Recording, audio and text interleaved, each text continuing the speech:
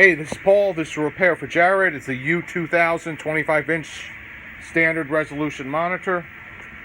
Came to me dead. I put a cap kit on it. Flyback was still good.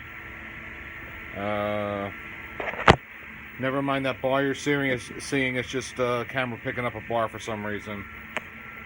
Pictures all good. I did a cap kit. I had to change out 3 resistors. And we got a good picture.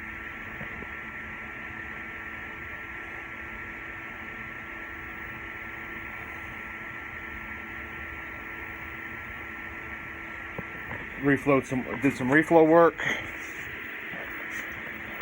and I got it up and looking very good. All high quality Nichicon caps. Put in 3 new resistors. Got it up and running. Did some work on the neck board. No other issues were found, so I'll box this guy up and send it back. See ya.